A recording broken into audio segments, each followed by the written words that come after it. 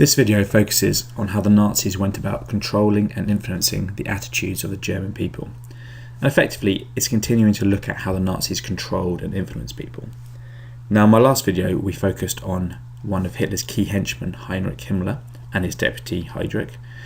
Whereas this video mostly focuses on another key deputy, or key leader of the Nazi party, Joseph Goebbels, and his role in controlling propaganda in the system. The video will focus on Goebbels and propaganda, how he used the media to spread the propaganda, the use of rallies, the use of sport, and the use of all forms of culture and the arts. And it seemed appropriate to start with a quote from Goebbels, which was, "A lie told once remains a lie, but a lie told 1,000 times becomes the truth." Underlying this quote is Goebbels' view that a key part of propaganda was to try and convince the German people the Nazi ideas and ideology were correct. So how did the Nazis control people? Now, in the last video, we saw how Hitler and Himmler used the police state to try and create a totalitarian state. However, that was not the only way they tried to create this all-powerful government. The Nazis used a whole variety of different methods to try and control people. These included censorship, or the banning information or ideas, propaganda, or creating attitudes or opinions by using the media, and controlling the German culture and arts. The key point here is that they were trying to influence German people's attitudes as well as scaring them into submission. And they realised that mere fear would not control the German people forever. They needed to convince them that the Nazi way was the best way of going about things. And key to this were the two key terms here: censorship, banning information or ideas, often by banning certain newspapers, pictures or radio film. And this means controlling attitudes through forbidding certain information or opinions, effectively limiting the amount of information people had. Propaganda, however, is about creating attitudes or opinions by using newspapers, pictures or radio film to put across certain, often false, information to shape attitudes. This really was about putting ideas into people's heads to try and make them believe in the greatness of the Nazi state. So how did they use propaganda to control attitudes? As I mentioned already, the key person here is Joseph Goebbels in the picture, and he was the key Nazi who went about trying to control the attitudes of the German people. In 1933, Hitler made him the Minister of People's Enlightenment and Propaganda. He coordinated the Nazi control of media, sport, culture, and the arts to ensure key Nazi messages were put across. For some, this made Joseph Goebbels the coordinator of attitudes across the whole of Nazi Germany, and it was his job to win the hearts and minds of the German people. Now, Hitler actually viewed propaganda as simply repeating the Nazi messages until everyone believed them. Quite a non-stop use of Nazi messages. Goebbels was a bit more subtle than this. He wanted to try and convince people the Nazi messages were right by burying his views so deep in people they did not even realise their attitudes had been changed. And so his propaganda was often more subtle than Hitler's. So the Nazis used the media in several ways. First of all, they focused on the press, on newspapers. So newspapers were tightly controlled by Goebbels and his ministry. They did this both through censorship. Journalists were told what they could not publish and were banned from publishing if they did not follow Nazi messages. But they also used propaganda. They were given briefings from Goebbels about what they should report on, and sometimes were told directly what to publish. A good example of this is in 1935, the Ministry of Propaganda told journalists that they were not allowed to publish pictures showing ministers at dining tables with rows of bottles, because they did not want to give the impression the government were living it up. Any newspaper which did not follow these guidelines was closed down. So, for example, in 1935, 1,600 newspapers were closed down. Only newspapers that supported the Nazis remained. For example, Völkischer Beobachter, or Racial Observer, was a newspaper, pictured here, that was allowed to continue. And this was actually the main Nazi daily newspaper, and it was used to peddle whatever Goebbels wanted. So effectively, from 1935, there was no real free press in Germany. Every newspaper was a Nazi newspaper. Now, the other main use of the media was the radio. Hitler and Goebbels had used radio in the 1920s and 30s to get their message across and get votes. And effectively, radio was the exciting new technology of the time, which the Nazis had learnt to exploit. Now, they did this in a whole variety of ways. So after 1933, Goebbels and Hitler censored all German radio and ensured they broadcast Nazi propaganda. All radio stations were put under Nazi control. Hitler and other key Nazis made regular broadcasts. They ensured that everyone had radios by producing cheap, mass-produced radios, which were sold to the public and placed in workplaces, cafes and schools. And in fact, by 1939, 70% of German homes had a radio, far higher than any other European country. Speakers were even set up in the streets to broadcast the key messages to people. And, cleverly, radios were designed to have a short range, so they couldn't pick up foreign stations and their messages, only the Nazi messages. Nazis also used rallies to continue getting support. Now, Goebbels had successfully organised a whole variety of rallies in the 1920s and 30s to try and gain support in the elections. But now they had the power of the German state to organise them on an even larger and more frequent scale, and really to try and show their power and show their support and to try and rally their party members. Every year a mass rally was held in Nuremberg to show support and solidarity for the Nazis, with 1934 being a particularly big one. And at the 1934 Nuremberg rally pictured here, there were 200,000 party supporters present.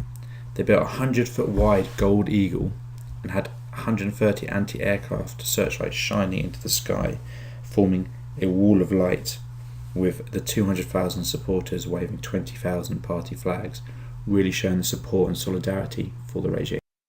The Nazis were also keen to use sport to show their strength and power, and Goebbels tried to Nazify sport to spread his message. This was achieved by a whole variety of different ways. He made sure that all the sports stadiums were covered in Nazi symbols to try and link enthusiasm for sport with the Nazi ideals. He made sure that all sports teams made the straight-arm Nazi salute during the German national anthem to show the support for the Nazis, including sports teams visiting from abroad. And there's some famous footage of the English football team making the Nazi salute.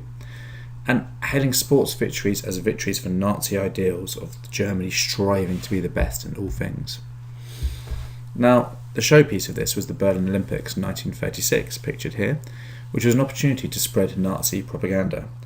As with all sporting features, the Berlin Stadium was covered in swastikas and was actually the largest stadium in the world at the time, holding 110,000 people.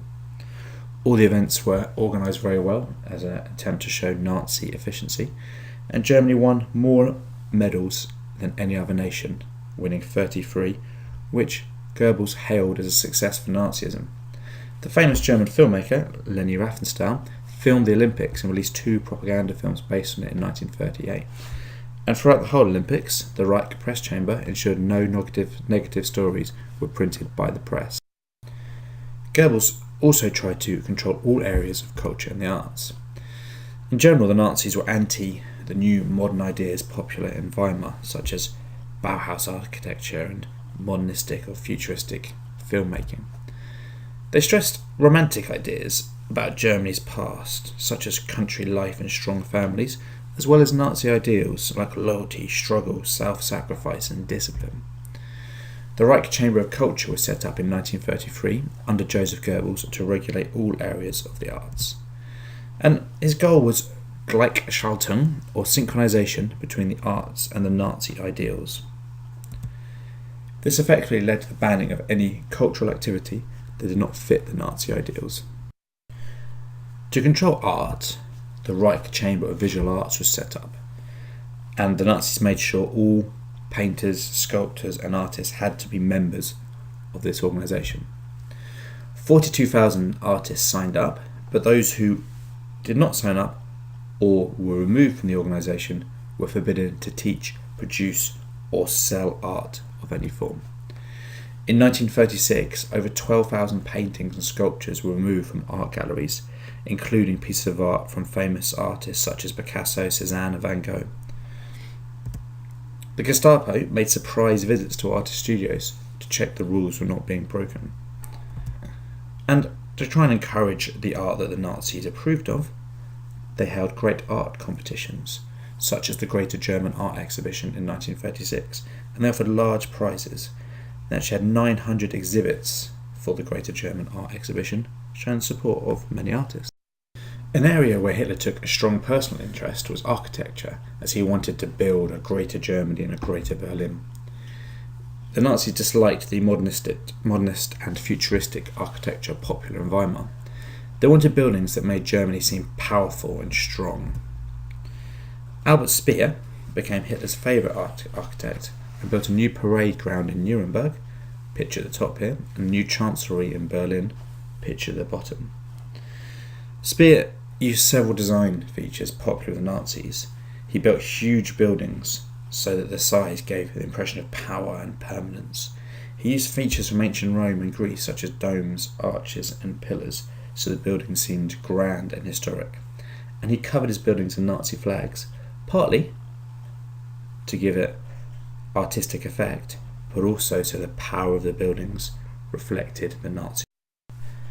There are some areas of music which were promoted under the Nazi state because they emphasised aspects of German culture. For example, Richard Wagner was popular as he composed music about great German figures from the past. Also, great German composers like Beethoven and Bach and traditional German folk music were also favoured as emphasising Germany's great and powerful history. However, other music was strongly censored. Jazz music was banned as it was seen as the work of inferior black people, and Mendelssohn's work was also banned as he was partly Jewish. However, the Nazis were never able to completely control the music that people listened to, and jazz remained popular with young people, as well as music from America like the swing movement. Another area the Nazis had strong views about was literature. They ensured no new books could be published without approval from the Chamber of Culture. Books were heavily censored, with 2,500 writers officially banned, so anything that the Nazis did not like was banned. Under this, millions of books were taken from universities and public libraries and burnt. In May 1933, students in Berlin burned 20,000 books written by Jews, communists and anti-Nazi authors, and this event is pictured here. They destroyed many significant works, including books by Sigmund Freud and Albert Einstein, which will never be replaced. As with radio, the Nazis saw film as a key way of getting their messages across using a new technology. In 1933, there were 250 million filmgoers, so the Nazis saw this as a great way to get their message across. They made sure all films started with a 45-minute newsreel sharing the Nazi successes, and Goebbels had to sign off all filmmakers' plots before they were created to ensure they fit the Nazi message. Nazis also made 1,300 of their own films for general release to try and put across these messages. For example, in Hitlerjugend Quecks 1933, a young member of the Nazi Party is killed by communists, clearly giving across a key message. Sometimes they were slightly more subtle. Goebbels had a cartoon character based on Mickey Mouse called Hansi the Canary, who had hair like Hitler, who throughout the film is pestered by villainous black crows with Jewish features, clearly trying to embed the messages they wanted to get. So in summary, Goebbels used both censorship and propaganda to control the information given to the German people and tried to encourage Nazi ideals. As a minister of people's enlightenment and propaganda, Goebbels attempted to use all areas of news, sports and the arts to deliver key messages. Newspapers were censored, with many closed down, and journalists given daily briefings about what to report on. Radio was used to spread Nazi messages to all homes and workplaces, and was even broadcast in the street. Nazis continued to use mass rallies, including a yearly one at Nuremberg. The Nazification of sport culminated in their triumphs at the 1936 Berlin Olympics. And Goebbels sought Gleichschaltung throughout all the arts and used the Reich Chamber of Culture to regulate art, architecture, music, literature and film.